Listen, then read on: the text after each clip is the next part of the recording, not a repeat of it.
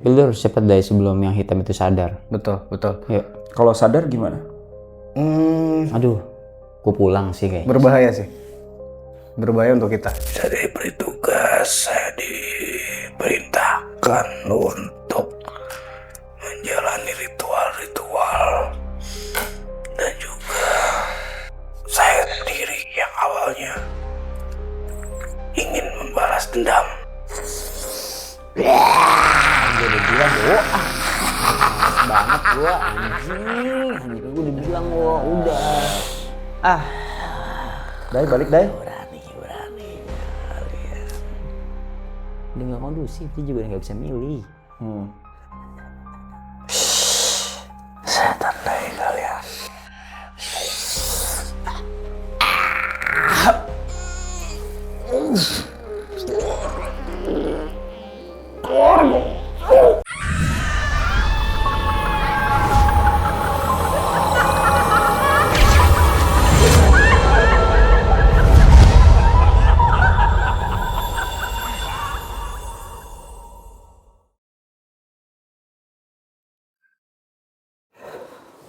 Selamat datang tamu jagat.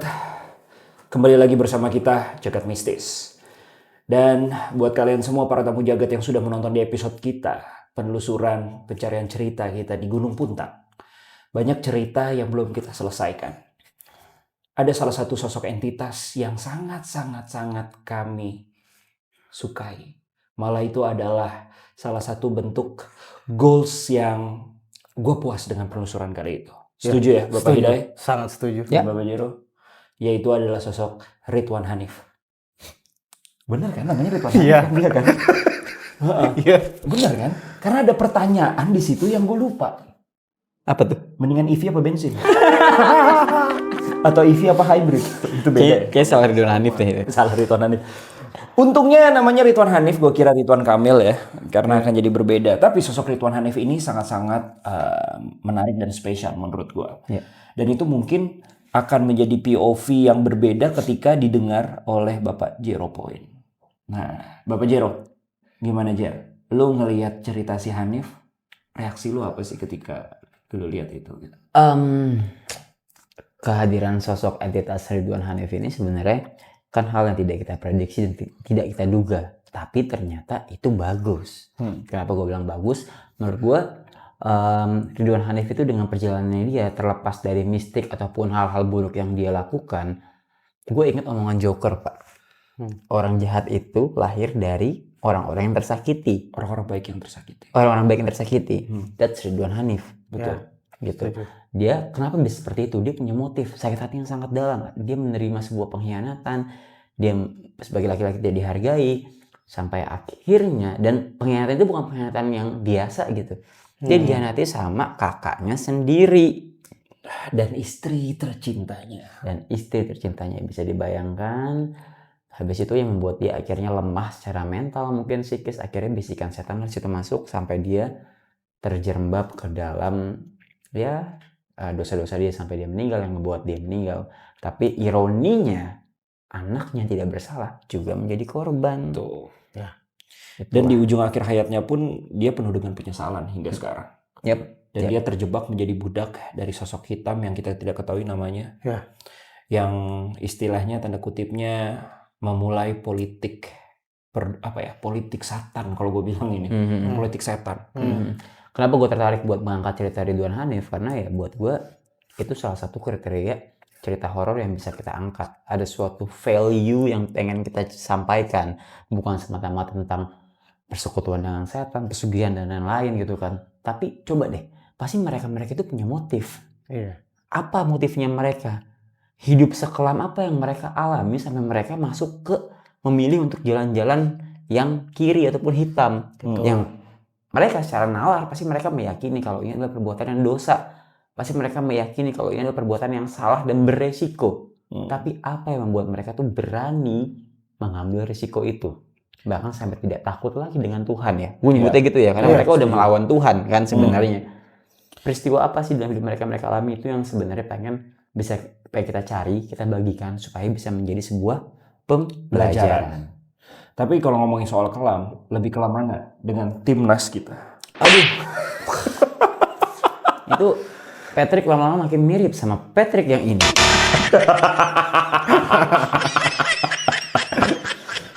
Dan lu jadi SpongeBob-nya kan? Kayaknya kalau dari yang SpongeBob harusnya bisa lebih pinter ya. Dan ini kita syuting itu belum yang hari Minggu nih, last terakhir nih. Jujur gue masih belum move on sih, gue masih pengen misuh-misuh sih sebenarnya nih. Syuting hari ini gue datang gue kayak, gue emosi, gue nonton timnas dari semalaman. Tapi ya, that's the timnas kita lah ya. Kita harus tetap support. Tapi kenapa? Udah Pak, ini channel horor Pak, bukan channel bola Pak. Jadi pandit bola aja. Ya jadi pundit bola. Harusnya dia tuh diganti dari awal daripada cuma ngukur lapangan lari nggak jelas. I love STY. Oke.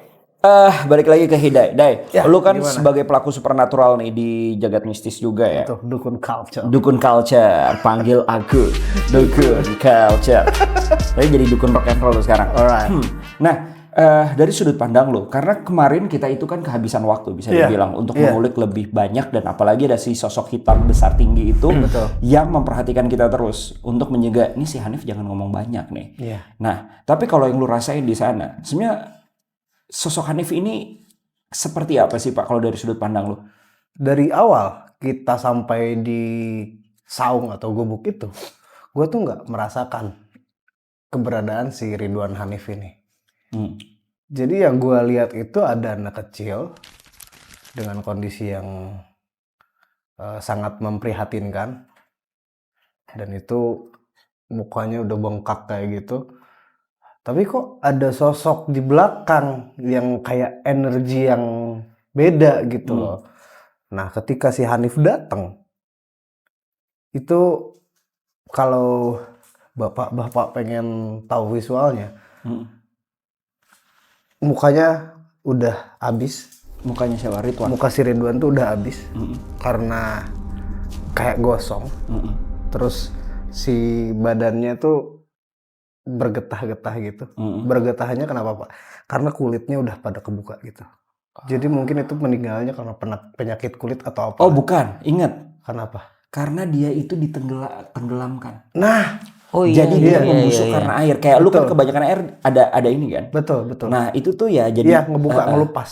mengelupas. Jadi pas ya mukanya gosong berarti karena emang yang tenggelam kan biasanya ini ya, apa namanya? Lebam biru. Ya membiru gitu. Jadi udah hitam Membengkak. gitu. Udah rusak. Oh, udah rusak. Nah. Pembusukan lah ya. Pembusukan bisa disebut pembusukan.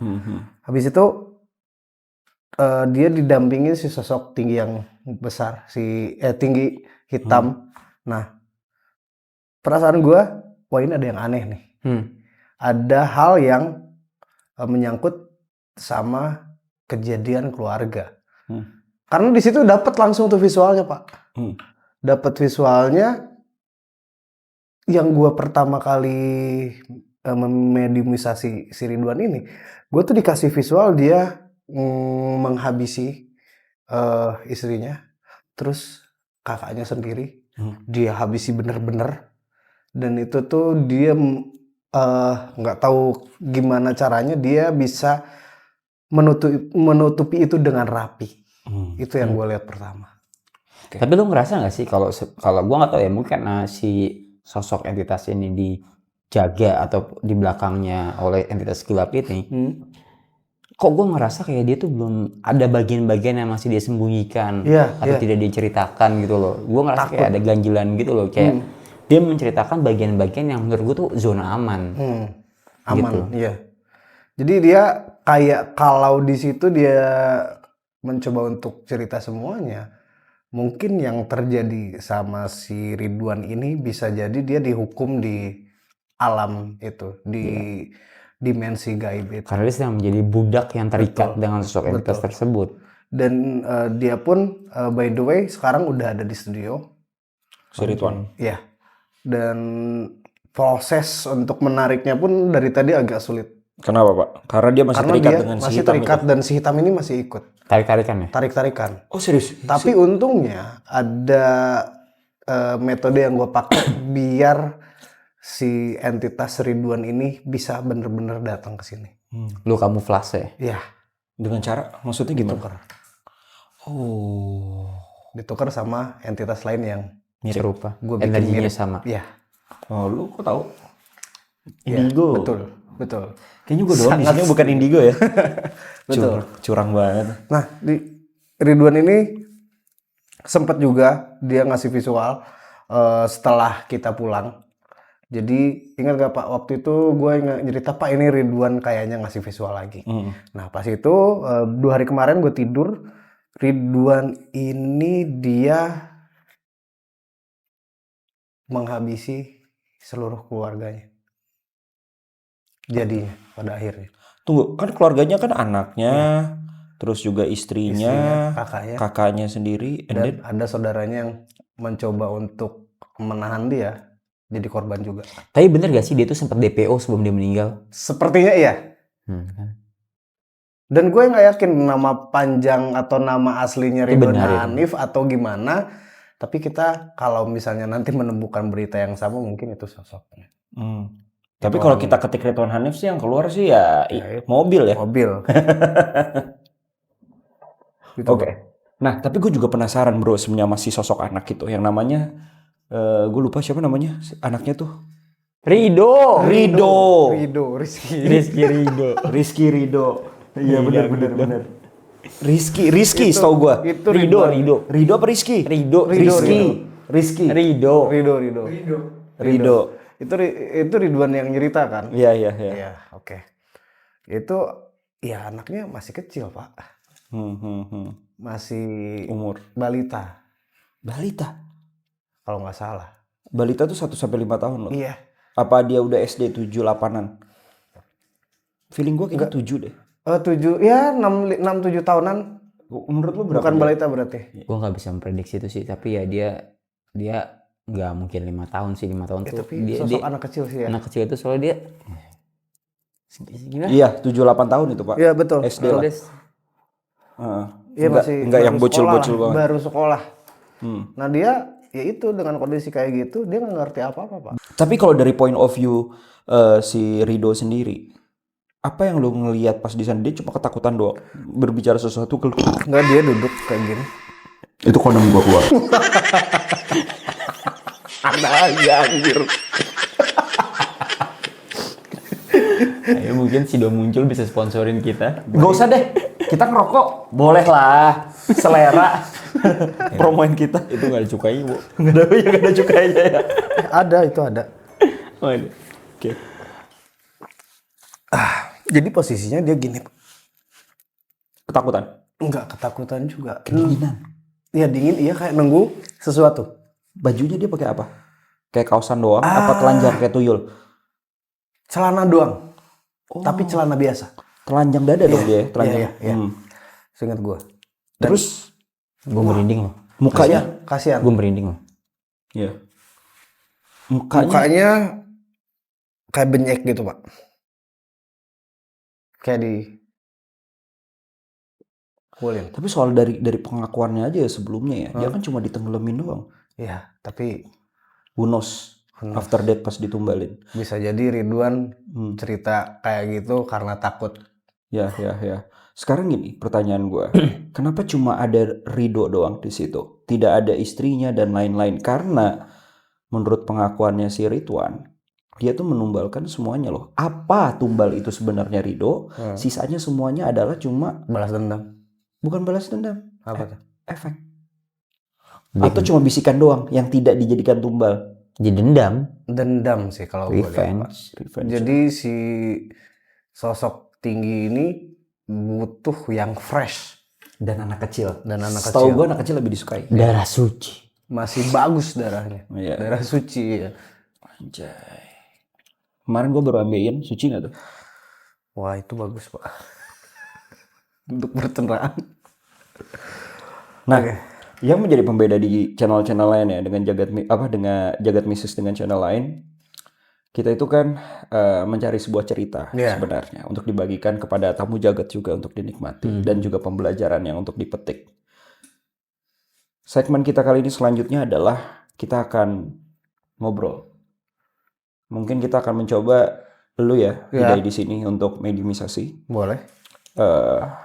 Lu mau siapa dulu? Ridwan dulu atau si anak kecil? Ridwan dulu mungkin yang dia bisa menceritakan. Nanti ditanya detail apapun aja.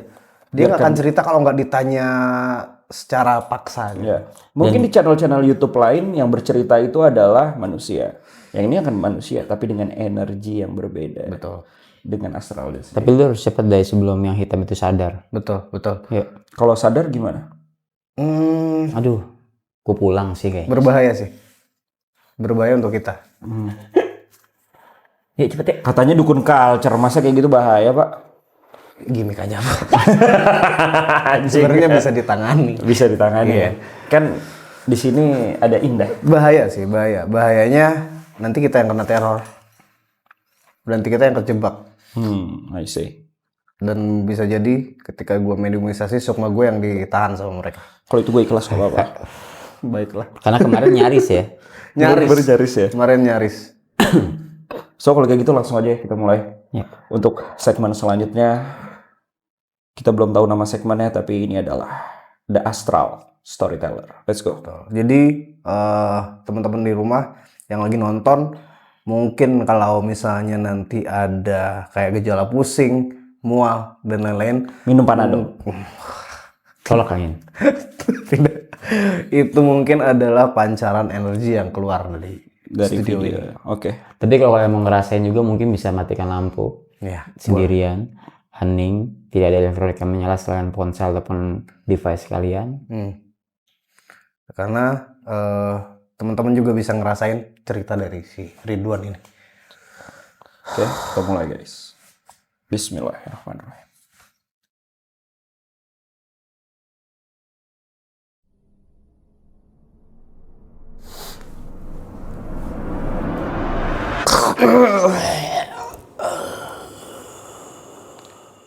Ada apa lagi? Assalamualaikum Ridwan. Ya, Di sini kan kita kan mengundang kamu sesuai dengan keinginan kamu juga ingin menceritakan tentang kejadian. saya masih belum bisa pergi dari situ. Kenapa belum bisa pergi dari gunung itu? Sangat sulit. Sangat sulit. Karena dijaga oleh si sosok hitam itu. Ya, Karena perjanjian yang udah kamu buat ya. Tuhan sangat marah. Oke Ridwan, pertanyaan saya adalah apakah kamu menyesal dengan perbuatan kamu? Jikalau kamu menyesal, apakah kamu mau ingin menceritakan kembali semua kejadian ini agar seluruh orang yang menonton kamu dan mendengar cerita kamu mendapatkan pembelajaran? Apakah kamu bersedia Ridwan? Apakah kamu bersedia Ridwan? Bersedia? Terima kasih Ridwan. Kita mulai, ya. Oke Ridwan, boleh tahu awal ceritanya kenapa semua ini terjadi? Mungkin dari kehidupanmu waktu saat pada masih manusia. Sebelum ini semua terjadi, kamu adalah sosok yang seperti apa sih? Ridwan yang seperti apa? Kamu seorang pekerja yang bekerja? Saya mengantar orang menjadi supir. Oh, kamu seorang supir. Tahun berapa kira-kira Ridwan? Kamu ingat?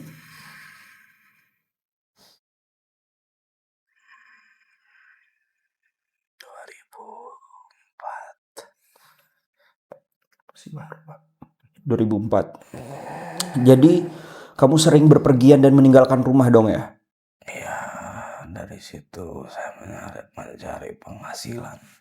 Oh, kamu adalah seorang yang bertanggung jawab untuk keluarga. Bertahun-tahun saya menikah. Hanya itu pekerjaan saya. Berapa tahun kamu menikah? Seingat kamu? Saya menikah di tahun 97. 97. Ya, Baik. Dari situ pernikahan kamu kurang lebih sekitar 7-8 tahun ya? ya bisa lebih mungkin. Kamu bekerja sebagai driver, artinya kamu jarang di rumah. Ya, Apakah sebelum pengkhianatan itu terjadi, ada pertengkaran apa dengan istrimu atau apa yang sering dia keluhkan yang menjadi awal mula percekcokan kalian? Saya ada pekerjaan yang lumayan menghasilkan waktu itu. Saya harus pergi ke daerah Surabaya. Dan itu memakan waktu sekitar 20 hari. Dan saya mendapat kabar dari rekan saya kalau dia melihat kakak saya itu sering menjemput istri saya, tapi ketika saya tanya melalui telepon umum, istri saya tidak memberitahu. Dia hanya bilang dia pergi bekerja sendiri. Itulah awal saya menjadi marah. Curiga kan pertamamu dari situ. Ya, Lalu dan pada saat itu juga ada sepupu saya yang pernah melihat istri saya itu sedang berada di tempat hiburan dan dia bersama laki-laki lain juga. bukan cuman kakakmu. Ya, Apa pekerjaan istrimu pada masa itu? Apa ibu rumah tangga saja? tidak, dia bekerja di pabrik, tapi tidak setiap hari. Jadi sesuai dipanggilnya saja. Buruh harian, Ya, seperti itu. seperti itu. Dan kamu tinggal di rumah bersama siapa saja, Ridwan? Ada istri saya, ada anak saya, dan rumah keluarga saya itu berdekatan. Dan mertua saya pun berdekatan. Apa yang kamu rasakan atau yang kamu pikirkan saat mengetahui pertama kali istrimu berbohong kalau dia tidak dijemput oleh Saya kakakmu? marah karena saya tidak pernah sekalipun seperti berpaling gitu. Sekalipun pekerjaanmu adalah supir yang Ya. memang jauh dari Keluarga. istri, Ya, dari keluarga, dan godaan cukup dan banyak. itu bisa mencukupi karena saya tidak hanya di satu tempat. Itu saya lakukan untuk keluarga, anak dan istri, karena saya sangat malu sama keluarga yang lain. Kenapa? Ya, keluarga saya bisa dibilang tidak sebahagia saudara-saudara saya yang lain. Oh, jadi saudara-saudara kamu yang lain pun juga kehidupan keluarganya tidak seindah itu ya? Ya, Makanya kamu mereka bisa dibilang lebih baik, tapi Lebih baik. saya yang paling buruk. Secara ekonomi. ya yang paling dilihat sepele gitu. Jadi dia mau udah disepelekan dia. Di Surabaya saya bertemu kawan saya dan dia bercerita soal bagaimana cara untuk mendapatkan harta yang cepat. Oh. Dan kawan saya pun berasal dari daerah sekitar saya juga. Nah, setelah pulang saya tidak bertanya apa-apa. Terus Saya menahan kesal. Dan ternyata ketika saya pulang pun di waktu saya sedang mengantar atasan saya, kakak saya masih diam-diam menggoda istri saya gitu. Jadi Oh, emang kamu tahu sebelumnya itu, sebelum kejadian. Setelah dari Surabaya itu saya tahu. Tahunya melalui apa? Ngeliat langsung? Saya sedang mengantar atasan saya melihat kakak saya membonceng istri saya. Istri saya sangat menutupi itu ketika saya Tanyakan. mencoba bertanya. Kenapa Ridwan? Kamu baik-baik saja? Hati saya sangat perih. Lalu setelah itu apa yang kamu lakukan? Saya datang ke tempat yang diberitahu sama Temanmu? ya kawan saya. Di daerah mana itu? Di daerah dekat tempat kita bertemu. Masih di daerah Gunung Puntang. Selanjutnya, setelah pertemuan tersebut, Saya tidak ada yang mengarahkan, tapi saya langsung bertemu dengan Tuhan. Itu pertama kali saya bisa melihat hal-hal yang tidak terlihat. oh itu atas bantuan dukun di daerah tersebut. Tidak, saya datang sendiri karena kawan saya memberitahu tempat yang mungkin itu bisa disebut rahasia. waktu kita tidak banyak, mungkin bisa Cepat. skip ke Ya, bagian-bagian setelah dia. itu saya diberi tugas. Saya tidak takut dan saya ingin mencoba. Saya diberi tugas, saya diperintahkan untuk menjalani ritual-ritual dan juga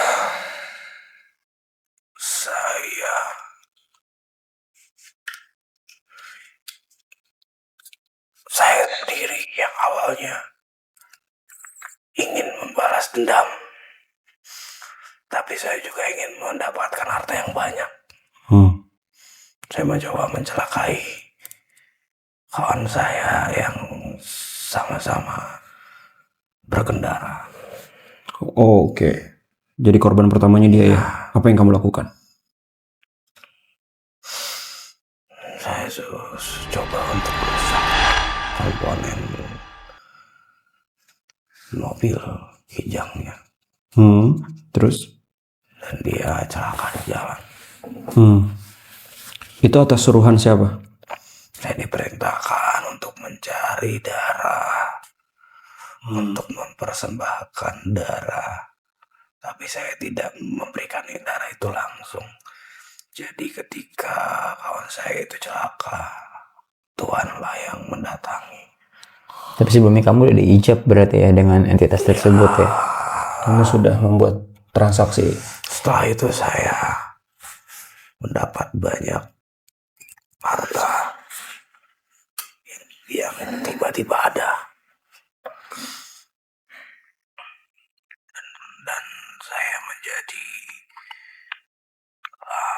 membeli kendaraan dan menjadikan itu usaha. Oke. Ridwan, nanti mungkin kamu bisa ceritakan sama kita ya sedetailnya seperti apa. Karena kita coba langsung ke bagian ketika keputusanmu untuk menumbalkan anakmu dan membunuh istri dan kakakmu. Apa yang mendasari itu? Saya diperintahkan Tuhan setiap minggunya itu selalu ada perintah. Pada akhirnya saya kehabisan cara, dan setelah itu pun ketika saya mempunyai banyak harta tidak berpengaruh, istri saya tetap seperti itu. Malah dia menyangka saya ini kriminal gitu. Karena tiba-tiba mendapatkan uang yang banyak. Ya, dan yang saya berikan malah dia pakai untuk Seperti Berselingkuh lagi? berselingkuh.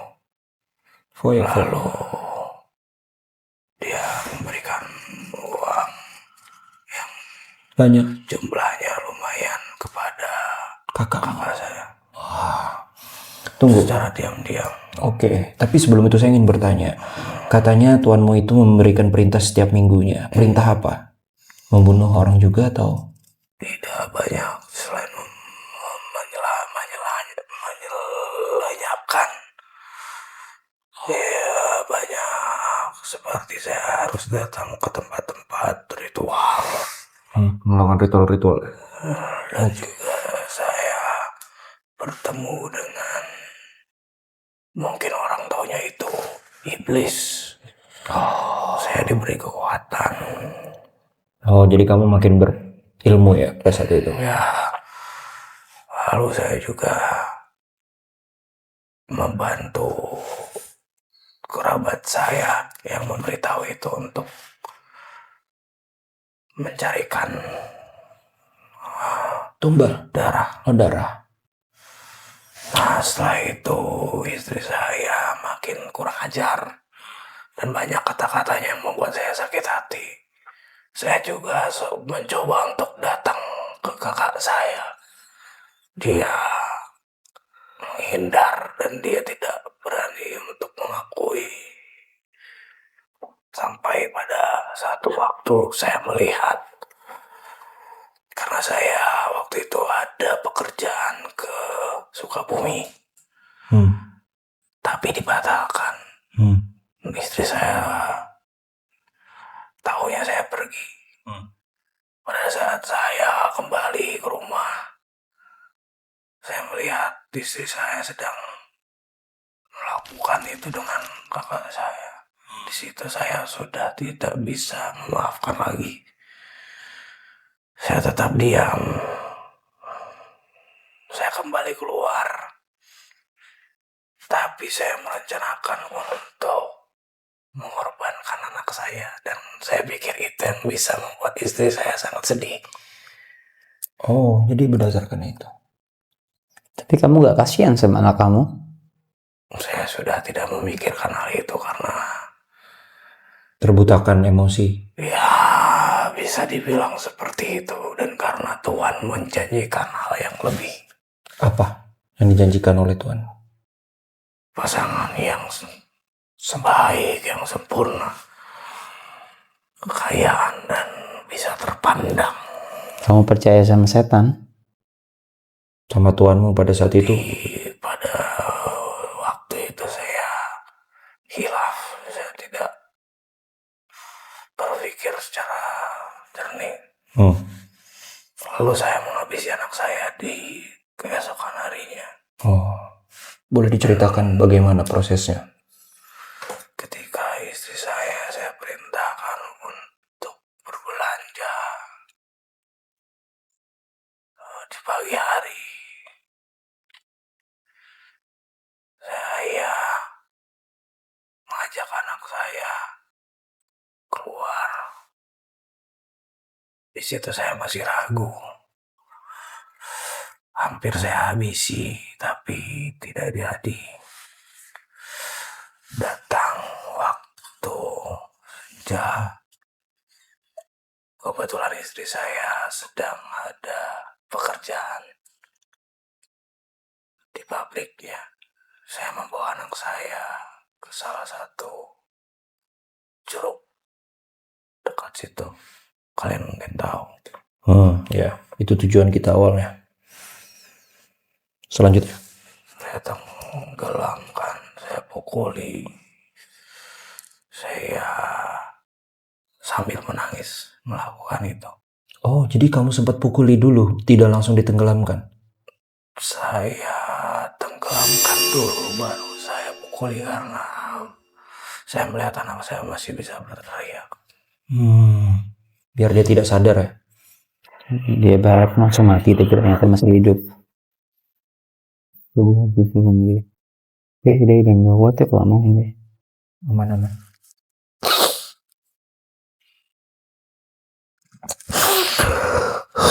Saya menyesal. Nangis aja. Nangis saja, tidak apa-apa. Apa yang paling kamu sesali pada saat itu? Ternyata itu bukan hal yang bisa membuat saya senang. Saya malah dipaksa Tuhan untuk memberikan lebih. Meskipun saya jadi pengusaha, menyewakan kendaraan saya, dan itu cukup buat saya. Saya dipandang orang lain. Tapi orang-orang tidak tahu bahwa saya yang menghilangkan anak saya. Dari situ kamu lalu membawa. Orang-orang hanya tahu anak saya jatuh dan hanyut. Oke. Saat kamu membunuh istrimu dan kakakmu, bagaimana prosesnya? Saya akan pergi ke Tuhan waktu itu, membawa apa yang dia perintahkan. Ternyata istri saya curiga dan mengetahui gerak-gerik saya. Di situ saya merasa ini sudah waktunya istri saya lenyapkan. Dan saya bertengkar hebat di situ. Istri saya tetap dengan sombongnya merendahkan saya. Saya habisi, memakai bedok. Bedok itu ini. Oke. Seperti parang. Pada saat apa? Pada saat dia tertidur? Pada saat dia baru akan tidur. Jadi diam-diam kamu Menghabisinya. Dengan cara apa menghabisinya? Pakai bedok gitu. Iya. Ya saya Ditusuk atau di apa? ya sembelih dulu. Astagfirullah. Karena itu darah yang segar bisa untuk Tuhan. Oke. Saya ambil dulu darahnya. Lalu saya bungkus. Dan saya kuburkan di tempat yang orang tidak akan tahu. Saya juga tidak akan memberitahu Anda.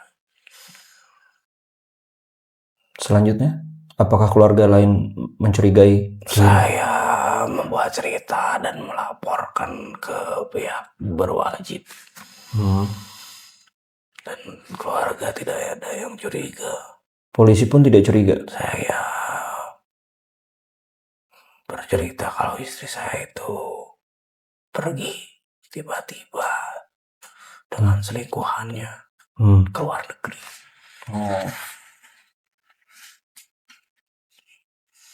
Tapi kakak saya di situ memandang saya dengan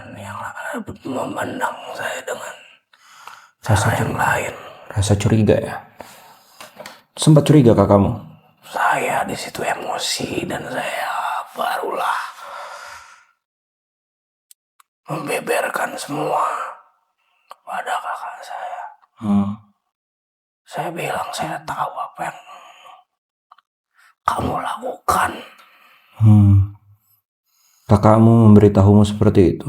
Kakak saya tidak mengakui sampai dia mati. Akhirnya apa yang kamu lakukan kepada kakakmu?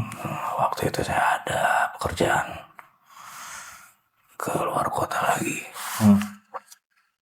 Saya ke daerah Banjar.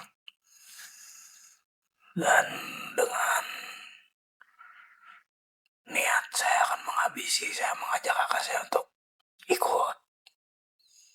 saya nggak iming-imingi sejumlah uang. Dan ketika dia ikut, saya bawa ke salah satu seperti perkebunan sebelum daerah Banjar. Oke. Saya bilang bantu saya untuk mengambil sesuatu. Ketika itulah saya mengeluarkan pisau dan menusuk dia berkali-kali Dari belakang? dan memisahkan beberapa bagian badan. Kamu buang di mana? Saya bawa dulu ke mobil dan saya satukan dengan tempat di mana istri saya simpan. Oh, tidak kamu pisah-pisah? Tidak. Lalu saya bilang kalau kakak saya hilang. Mungkin yang lain sudah curiga, tapi saya masih bisa membela diri. Polisi juga tidak mencurigai itu? Tidak ada yang melapor polisi karena saya membuat cerita yang mungkin keluarga saya masih bisa mengerti. Oke. Dari situ, siapa lagi yang kamu tumbalkan? Saudara saya. Dan terakhir ayah mertua saya. Ayah mertua? Kenapa kamu membunuh ayah mertua? Karena emosi juga atau memang? Ya semua karena dendam. Saya selalu diremehkan. Dan setelah menghabisi ayah mertua saya, barulah saya yang lenyap. Oh, setelah semua proses itu semua, apa yang kamu rasakan? Saya menyesal. Tuhan ternyata tidak menepati janjinya. Saya dipermainkan. Dipermainkan? Tidak diberikan sesuai janji? Istri baru? Malah tambah sulit hidup saya. Dihantui rasa takut. Takut dengan? Dihantui mimpi-mimpi yang berhubungan dengan semua yang telah saya habisi.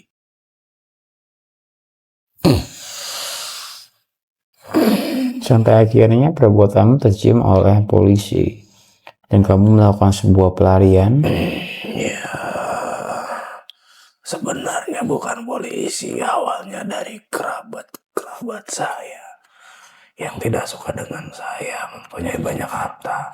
Yang ingin menjatuhkanmu juga? Ya, barulah mereka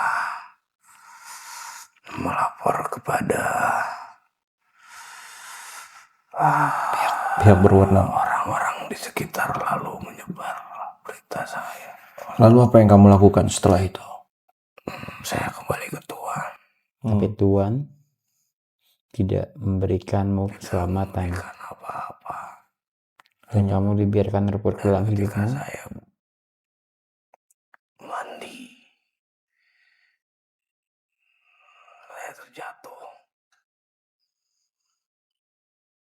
Lalu tiba-tiba seperti ini gelap dan sangat sesak. Kamu mandi di mana? Di gunung itu? Bukan. Ada di tempat yang saya tidak akan ceritakan. Atas suruhan siapa kamu mandi itu? Dari tuanmu? Saya tadinya akan bertaubat. Oh, bertobat. Sudah tidak kuat. Sudah tidak kuat. Baik. Lalu, apakah kamu menyesal membunuh seluruh keluarga atau hanya anakmu saja? Saya menyesal membunuh anak saya. Ada lagi yang ingin kamu sampaikan, Ridwan?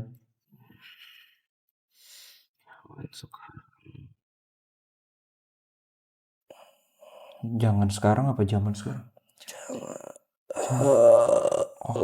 Ya boleh. Kamu kenapa? Kamu kenapa? Ridwan? Day, balik Day. Udah nggak kuat ya? Day, balik Day. Day. Dai. Dai, balik Dai. Dai, balik Dai. Ini sosok siapa? Udah bilang jangan lama-lama. Si Dai nggak kuat. Aduh. Kan gue udah bilang jangan lama-lama. Lu bantuin lu. Selalu aman-aman aja. Allah. Dai, balik Dai. Lagi balik. Pas kan? Minum Pak. Day, jangan lama Pak. Aman. Aman kan gua kan nanya masih aman. Allah. Wah, ketahuan, Pak. Kawan. Terus Udah ditarik gua. Allahu Akbar. Allah. Guys, ini bukan main-main guys, ini beneran. Ya, believe it or not sih ya. Kita nggak ada skrip, nggak ada apapun. Ini dia perlu dipanggil sekali lagi sih, Pak. Jangan nanti aja, jangan Ya, sekarang. nanti. Kenapa emang? Belum selesai, dia masih ada cerita bohong. Iya, Oh. bohongnya. Kenapa? Lu ngerasa poin dia bohongnya di mana? Dia motivasi dia, bagaimana cara dia membunuh, Dia lebih kacau dari itu. Dia tuh brutal. Jadi sebenarnya sih Ridwan ini, ya itulah ketika kita bersekutu dengan suatu entitas jin yang jahat, dia akan merasuki ke diri kita tuh secara mental. Emosional akan cenderung tidak stabil, temperamental, dan itulah yang membuat kadang sumbu pendek sehingga dia tidak sadar sebenarnya apa yang dilakukan. Menyesal, melakukan lagi, menyesal, marah, melakukan lagi, terus jadi lingkaran setan seperti itu. Itu yang membuat manusia akhirnya pada akhirnya hancur dan iblis berhasil menyesatkan dia. Gue setuju karena ada perbedaan cerita dari yang kita di Gunung Puntang dan tadi. Tadi dia Soal kayak anaknya. pengen dikasihanin jadinya barusan. Dan gue gak ngerasa dia sendiri. Ya itu ada temennya. Gue gak ngerasa dia sendiri. Temennya siapa temennya? Temen yang dari Gunung Puntang itu? Iya, yang mungkin dari luar kota itu Oh, yang dia ngasih tahu tempatnya. Teman-teman, yang dihabisi juga ya? siapapun kalian menonton ini tidak menjadikan Gunung Puntang tempat mencari Betul. ilmu ya. Gunung manapun sih. Gunung manapun, dan jangan pernah datang ke sana karena tempat itu tuh jangan pernah datang ke sana untuk tujuan yang buruk. Betul. Please, jangan. Boleh, ada satu. Gunung Sahari itu boleh kalian cari ilmu komputer di sana. Terus di sana banyak baju-baju testing. Betul. Betul. Ya karena sebenarnya kan si Ridwan ini bukan mencari ilmunya di Gunung Puntang, diberitahu satu tempat, ketemu tuan ini, barulah untuk ritualnya mungkin di situ. Jadi Gunung Puntang itu tidak ada korelasi. Tidak ada yang kayak gitu-gitu, Iya. tidak ada korelasi apapun. Gue ngerasa kayak ada sebuah undangan sebenarnya buat teman-teman yang sedang dalam, you know what I mean lah. Jadi gue ngerasa kayak ada sebuah hidden agenda dari dia. Ketika dia di sini dia mau bercerita, dia menceritakan bagaimana sebuah ritual yang sebenarnya bisa berhasil gitu. Hidden agendanya apa? Nah, gue rasa dia masuk sekte satanik sih, Pak. Seriusan? Sebenarnya? Iblis dan lain-lain kan. Oh enggak. Tapi bisa jadi ya. Ya, Tapi gue nggak tahu kalau dari sudut atau pandang metode. itu sudut pandang supernatural lu dalam Gue vision ngerasa lu, dia ritualnya ritual yang mirip-mirip satanik. I see. tapi mungkin bukan yang terorganisir, dia ini sendiri lah. Pada akhirnya sebenarnya kan semua yang berkaitan dengan musik dan jadi kan dia melakukan pemujaan gitu loh. Jadi gini, dari hasil perjalanan di perkontenan horor gue ya, para tamu jagat, gue pun juga ada channel sendiri kan, Detektif Astral. Nah di situ gue melihat politik ini sama dengan yang gue temuin di Gunung Salak sebenarnya. Jadi di Gunung Salak itu, gue bersama tim gue itu sempat menginvestigasi bentuk dari apa ya jatuhnya nih pesugihan ini lah, ya kan. Jadi pesugihannya kok so far hampir sama. Kayak tadi ada syarat, ada segala macem apa, tapi ada jin yang kuat yang di sana yang kayak mengepul. Ya. Nah, si jin kuat ini akan sebenarnya dia tuh bawahan yang mengepul lagi seluruh korban-korbannya itu untuk iblis yang ada di gunung. Dipersembahkan. Jadi kayak MLM ya. Iya. Iya. Menjaring. Dan ini hampir sama dengan cerita gua di Kalibata. Dan agent paling dekatnya adalah dukun yang mencari orang tersesat. Iya, iya. Ya. Gue yakin Izinnya, temannya itu dukun sih kak. Pas yang apa? Dia keluar kota tuh. Terus tadi pas dia nyerita, kalau nggak salah gue denger pas tadi mediasi, pas dia ngebunuh kakaknya dibawa ke salah satu tempat, itu lebih parah sebenarnya aslinya pak. Dan gue nggak yakin dikuburin di tempat lubang yang sama dengan Iya, itu. iya. Jadi gimana coba kalau lu mau merangkai lagi Kalau nih? gue ngelihat visualnya kayak ya di pisah-pisah, kan itu kayak dihabisin kakaknya tuh. Dipisah-pisah, kepalanya di mana. Brutal banget pak, dia udah nggak ada perasaan gimana untuk ada teragu atau nyesel atau gimana. Yang lu lihat dia flat. Gue nggak ngerasa Penuh dia dengan nyesel pak pas dia cerita tuh. Oh, tapi soal anaknya menyesal. Ya kalau anaknya ya. Oh, itu real ya? Iya sih. Tapi Karena kalau beda. ketika yang lain dia ngerasa dia bener-bener nyesel gitu. Enggak bener-bener Gue nyesel. ngeliat itu justru dia tuh nggak nangis, itu kayak gini. Oh gitu. Tapi itu dulunya orang baik pak. Puas dia. Baiknya seperti apa kalau lu Ya lihat? emang kerja, Untuk keluarga. terus nggak pernah punya masalah, Hmm. culun lah. Sulit. Tapi pas gitu ya jadi temperamen. Apakah dia dengan menjadi arwah seperti ini dia real udah fix jadi budaknya si tuan itu tanda kutip? Ajan sih. Agent. Agent, gue nggak tuh lebih ke agent sih. Gue jadi nggak simpati lagi sama dia jujur sekarang. Kenapa emang? Jadi agent. Sekarang Dia apa lagi agent- mencoba agent- agent? memanipulasi. Ya gue nggak tahu ya, mungkin seperti yang lu temukan di Gunung Salak itu sebuah undangan kalau tempat yang kita sebut-sebut adalah tempat yang bisa Ya bisa jadi. gitu kan, bisa jadi tujuan buat mencari ilmu, mencari apapun itu. Tapi gue tegasin tuh enggak ya, jangan sampai kalian termanipulatif oleh tipu daya setan, karena nggak ada satupun pesugihan ataupun ilmu yang menjanjikan kebahagiaan. Kehancuran ya Yang berakhir baik tidak ada. nggak ada sama sekali. Ujung-ujungnya kalian akan menjadi budak. Sesulit apapun kalian ya kembali pada Tuhan. Jadi dia minta tolong itu bohong juga dong. Dia udah gak kuat sebenarnya. Sebenarnya dia tuh terikat sama doi. Oh, si tuan itu ya. Cuman kayak apa ya, double agent gitu ya. Dia ngelihat kita lagi ceritain sesuatu. Ya kita perlu mengurai sih benangnya, karena banyak sebenarnya banyak. Kalau gue menduganya ada juga pesan-pesan tersirat dari dia. Tapi gue nggak tahu ya hari ini rasa-rasanya sih ada bener bohong. Gue nggak tahu nih maksudnya itu sebenarnya apa. Mana gitu. menurut lo yang perlu diperbaiki, Dai? Itu yang kakaknya, terus dia yang cerita dia harus seminggu sekali. Itu enggak gitu sih. Apa yang lo lihat? Enggak seminggu sekali sih, dia brutal aja itu. Nggak berhenti. Benar-benar ya salah satu alasan istrinya juga jadi Curiga. kayak gitu ya karena dia udah nggak ke rumah aja, ya ngasih duit cuman dia jadi berubah lah. Tidak ada emotional touch. Betul, berubah lah. Oke. Istrinya juga sebenarnya karena sifat istrinya yang gue dapet visualnya tadi, ya istrinya omongannya nggak bisa direm gitu loh. Omongannya tajam. Iya. Oke. Dan pertanyaan gue gini, soal anaknya yang nggak ketahuan sama pihak polisi, dia bilang ke pihak polisi bahwa anaknya hilang. Emang semudah itu? Dulu mungkin nggak sampai otopsi mungkin Dan lain-lain ya. dan lain-lain. Kayak oke. Jadi ya tahun segitu masih bisa dibilang teknologi belum. Ya. Viral kayak sekarang. Tapi ya gue jujur gue cerita dia malam hari sih tidak sulit untuk bisa gue cerna dengan nalar logika dan Karena untuk bohongnya dipercaya, 50-50 jadinya. Karena rasanya tuh kayak anjing bohongin gue gitu dulu rasanya. Dia just for agent doang kayak gitu ya.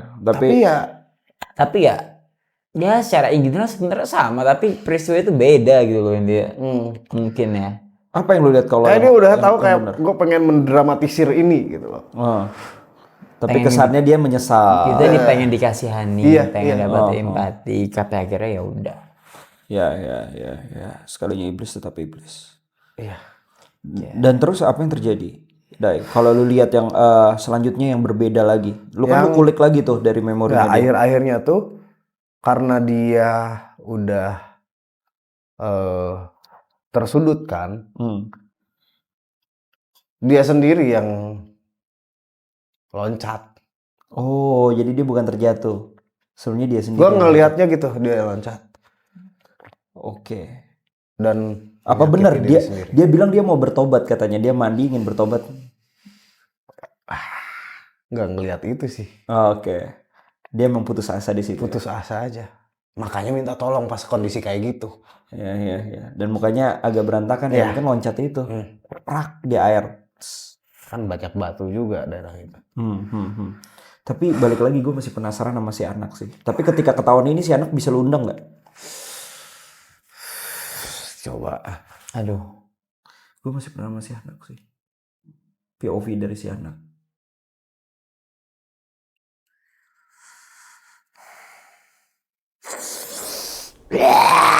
Gue udah bilang gua males banget gua anjing gua udah bilang gua udah Dai balik Dai. Berani kalian. udah nggak kondusif, dia juga nggak bisa milih. Setan deh kalian.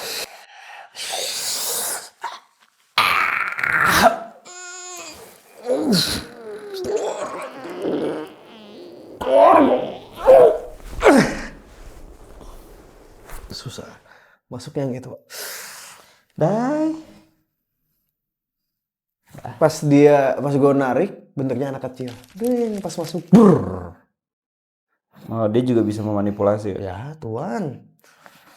Terus dia menandai itu ancaman apa gimana? Ya, dia nandain gua. Terus caranya lu untuk netralisir Ya gimana? nanti negosiasi. Negosiasinya dengan cara Ada caranya. Kayak waktu sih yuk. Nanti mungkin ini masih kita bisa bedah banyak sih Pak. Mungkin timingnya kurang tepat lagi nih malam ini. timingnya kurang tepat lagi. Lu masih mau lagi? Gue duluan ya ke kamar.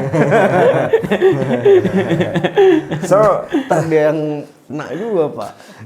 Kayaknya kita butuh backupan deh. Kayaknya kita butuh backupan lagi.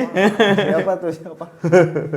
Oke, para tamu jagat, mungkin konklusi kita akan masuk ke kesimpulan ya. Ini belum selesai. Ini belum selesai. Gue masih penasaran dengan POV dari si anak, tapi it depends on kalian. Dari para tamu jagat, apakah tamu jagat memang masih suka dengan cerita ini, akan kita mencoba untuk lebih kulik lebih dalam karena kita menggali kuburan kita sendiri. Itu yang dilakukan oleh Bo barusan. Dan Lu juga aja. Ke gua udah bilang, gua udah bilang stop. gue ngasih aja. Tapi yang gue dapet itu anak kecil pas masuk. Gue kaget. Aduh nggak bisa nih. Oke, dari lu gimana Jar kesimpulannya Jar? Ya ini belum selesai dan gue jujur masih tertarik dengan cerita ini, tapi ya dalam membuka sebuah cerita apalagi dari entitas ya memang tidak mudah. Kita harus pintar-pintar memilah dan mencari kebenaran seperti apa yang belum tentu juga kebenaran itu adalah sesuatu yang benar-benar benar. Gimana tuh? Gitu kan? Iya benar-benar benar. Ya, jadi harus benar-benar kita pilih dan kita telisik lebih lanjut, cocokkan juga dengan data yang pernah ada ataupun tersebar di lini masa, koran apapun itu. Ataupun mungkin biasanya gue kalau nggak riset itu ketika dapat source dari entitas, pasti gue akan mencoba mencari tahu dalam alam nyatanya. Tadi kita dapat kode tahun dan lain-lain, mencoba untuk sedekat mungkin ada gak sih cocok peristiwa yang cocok atau match atau mendekati minimal. Tapi soal tahun itu bener gak dia? Itu. Ya betul. Jadi Dan gue abis ini mencoba untuk nyari tahu lebih dalam sih. tuh kita Kayak cara supranatural. kita masih mencari tahu lebih dalam lagi dan ya kalau kalian masih tertarik dengan cerita ini ya tentu akan kita lanjutkan, kita akan mencoba merangkai secara utuh yang mungkin ketika itu sudah lock kalian bisa baca di thread gue ataupun thread CM. Dan mungkin nanti gue akan memberikan informasi lokasi dan lain-lain ketika udah nemu ke Pak Bo, Pak Jero. Ya. Mungkin kita bisa samperin. Oh, jangan ke Pajero. Gue pakainya Fortuner. Ya, saya Brio. Begitu. Oke, tamu jagat, ini adalah segmen pertama kita belum tahu namanya. Mungkin kalian bisa komen juga kalau punya dapat ide tentang cerita horor, cerita langsung dari narasumber tapi dari astralnya langsung atau dari si rohnya langsung. Jagat astral. Jagat astral, anjay. Tamu astral. Tamu astral. Tamu astral. Bener juga sih. Tamu astral. Bener-bener. Tamu goib lah, tamu goib. Nah, dari Oh tamu iya, goib ini kita. dia. Tamu goib itu. Masalahnya astral-astral udah kayaknya lekat dengan detektif astral ya. Oke, untuk para tamu jagat jika kalian mempunyai cerita juga, cerita horor, kita juga mengundang untuk para tamu jagat untuk datang ke rumah jagat kita. Di sini kita akan mencoba untuk menelaah dan mendengar cerita horor kalian. Dan jikalau memang terdapat link dari cerita kalian, entah link goib ya, bukan link bokep, ingat link. Kok gue ketawa sendirian? Ada link goib yang bisa kita tarik, kita akan coba langsung melakukan wawancara astral. Dan juga kembali. kalau teman-teman ada yang mengetahui ciri-ciri Ridwan Hanif ini, di mana mungkin dia pernah dapet cerita yang sama, bisa langsung komen aja. Betul. Yang pastinya Ridwan Hanif sekarang udah menjual ituannya dia ya. Apa namanya? Hyundai. Menjual Hyundai IP. ini dia. Lagi jual IP nih Ridwan Hanif. Ridwan Hanif yang berbeda. So kalau gitu terima kasih tamu astral, tamu jagat. Sampai jumpa di next episode kita selanjutnya. Kita masih ada Arumi yang mau kita undang. Betul. Beserta sosok kuntilanak besar yang seperti Bathsheba yang ada di film Conjuring ya. Kita masih penasaran dengan cerita apa yang ada di balik mereka. Terima kasih. Thank you Jero. Thank you Dukun Culture kita Hidai. Thank you. Dan gue Bow. Gue Jiro, terima kasih buat kalian sudah menonton. Gue Hidai. Sampai jumpa di apa tadi namanya? Tamu goib selanjutnya. Salam Jagat Mistis. Jangan lupa subscribe. Like dan juga share ke teman-teman kalian. Selamat malam.